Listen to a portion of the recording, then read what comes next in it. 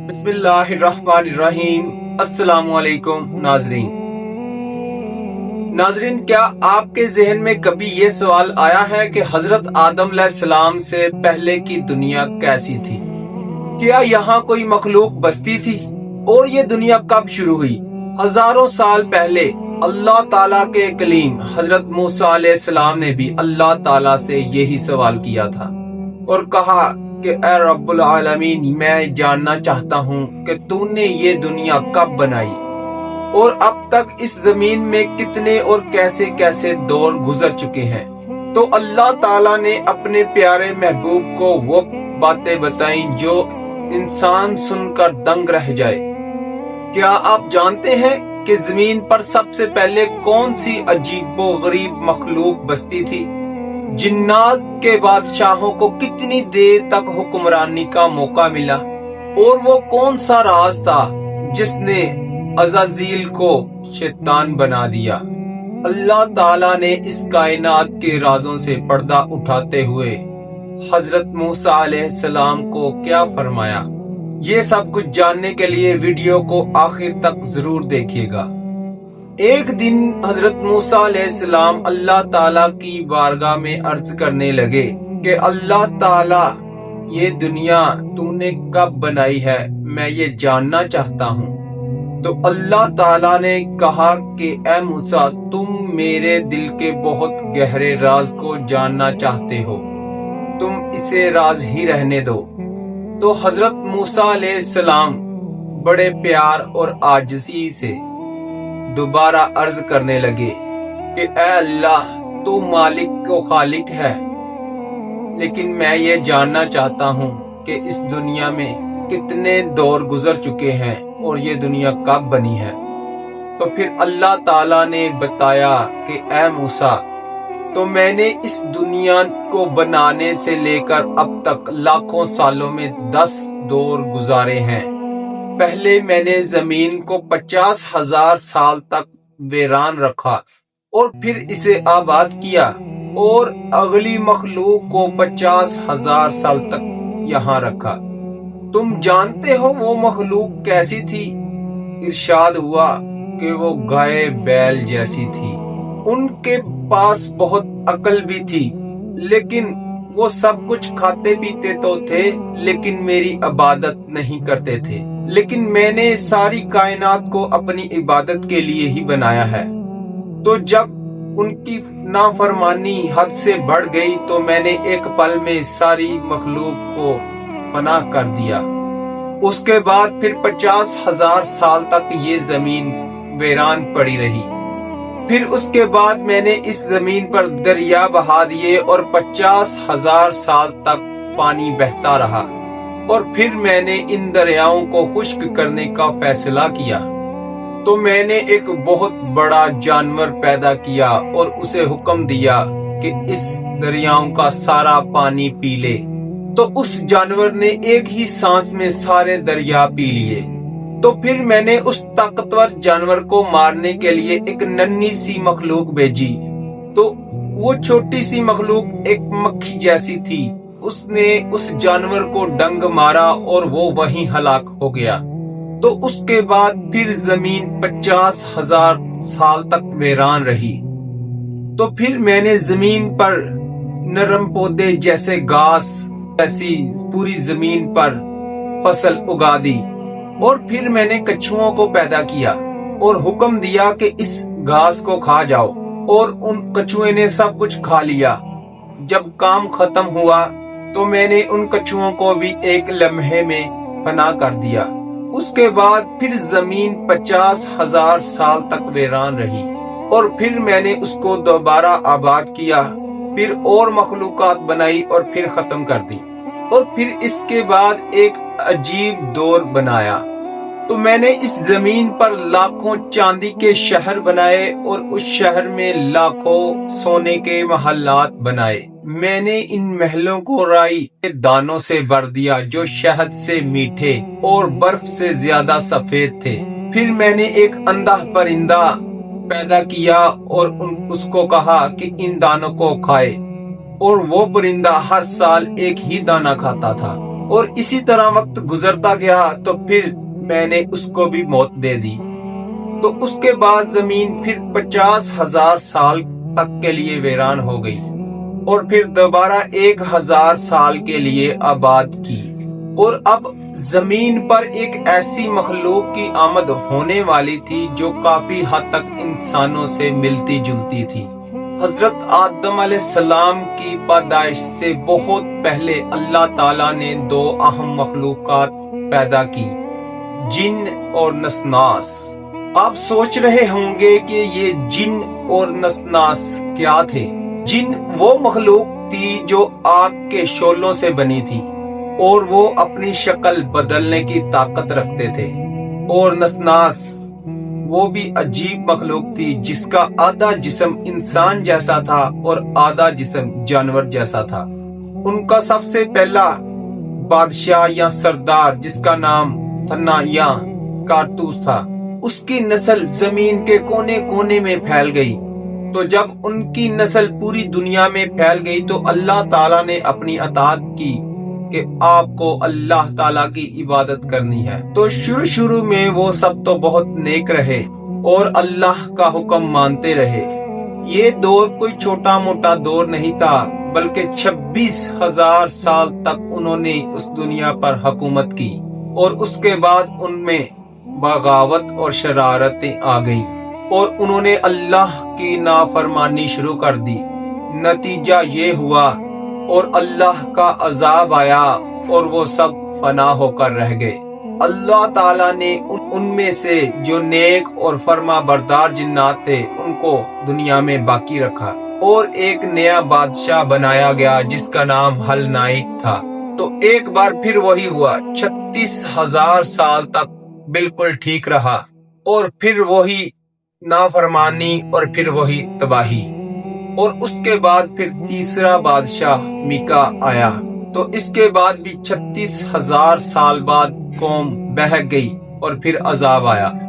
تو چوتھی بار اللہ تعالیٰ نے ایک حاموس نامی جن کو بادشاہ بنایا، اور وہ نیک اور بہت سمجھدار بادشاہ تھا۔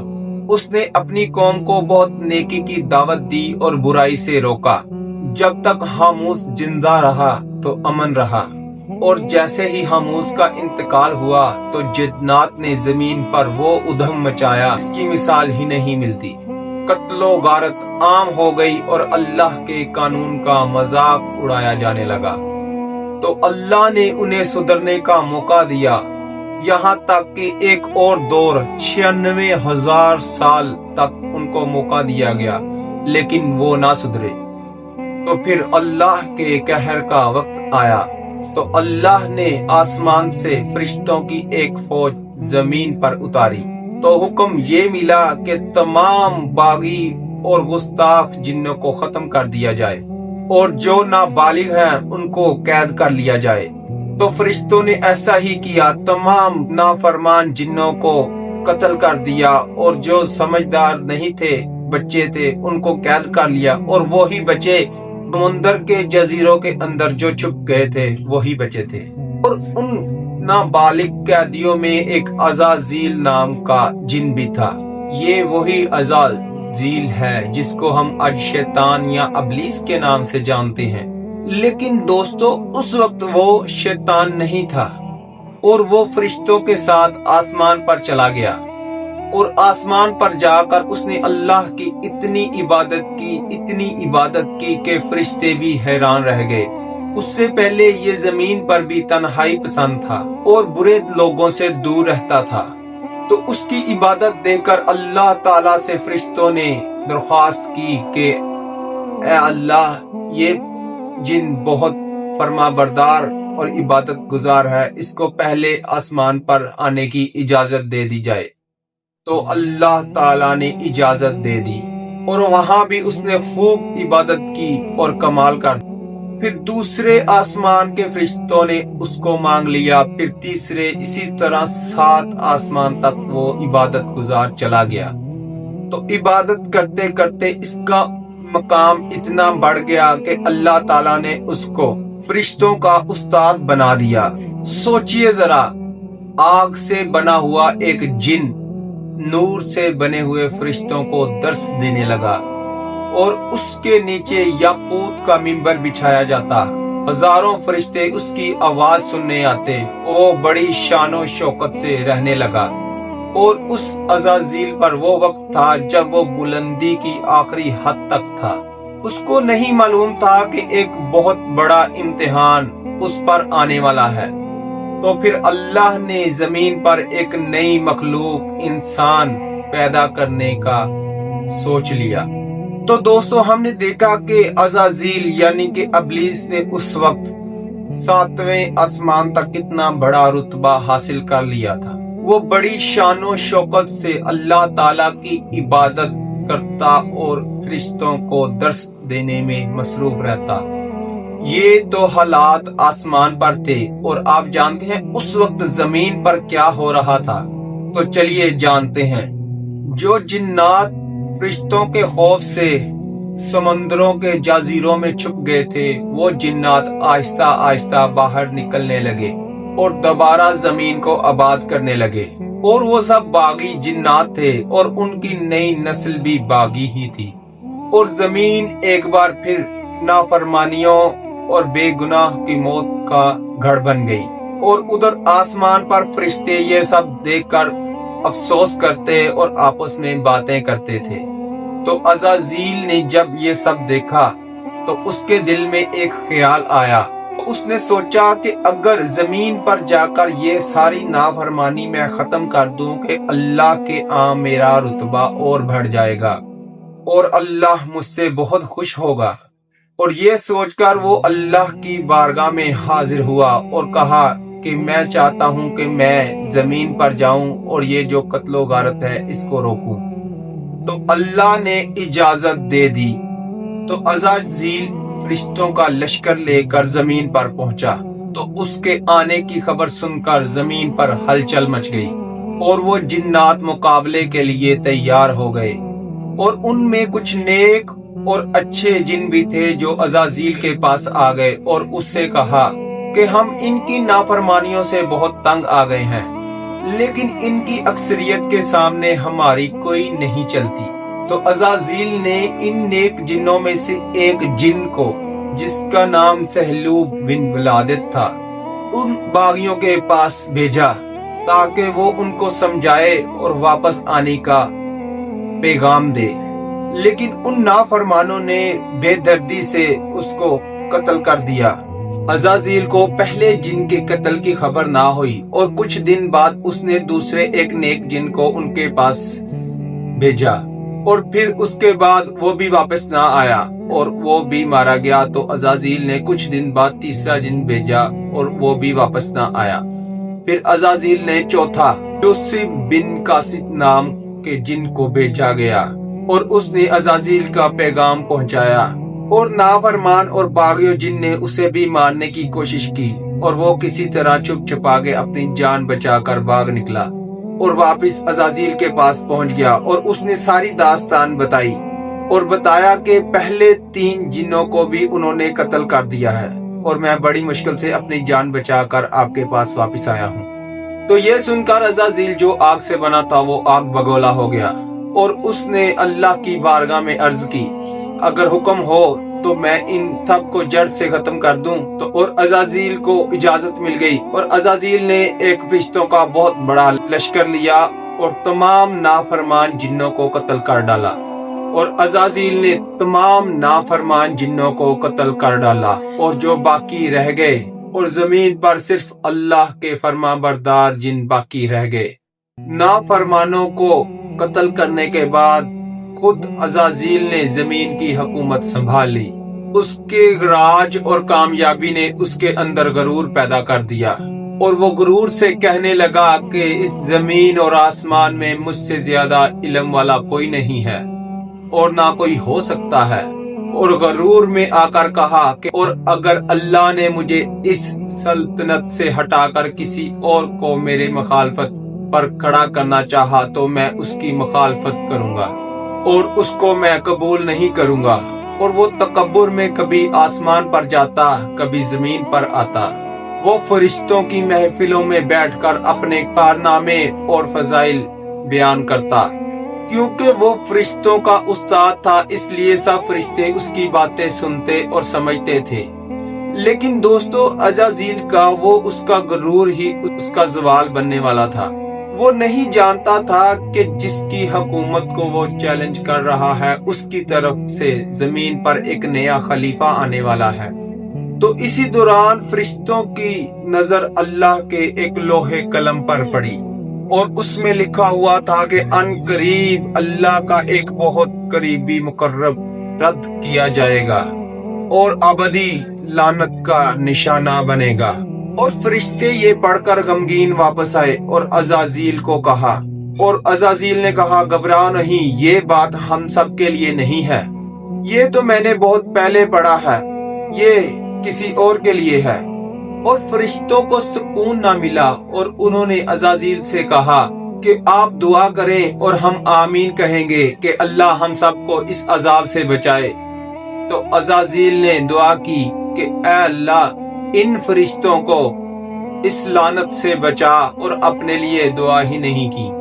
تو اس دعا کے بعد فرشتے تو محفوظ ہو گئے، لیکن عزازیل غرور میں رہا، اور عزازیل کو یقین تھا کہ میں تو ان سب سے بہتر ہوں، مجھے کیا ضرورت ہے دعا کی۔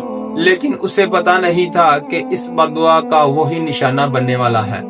کچھ اور روایات میں آتا ہے کہ عزازیل نے کچھ کلمات پر اعوذ باللہ من الشیطان لکھا پڑا تھا، تو اس نے اللہ سے پوچھا، یا اللہ، یہ شیطان رجیم کون ہے؟ میں اس کو ہلاک کر دوں گا۔ تو اللہ نے فرمایا، تمہیں بہت جلد ہی پتا چل جائے گا۔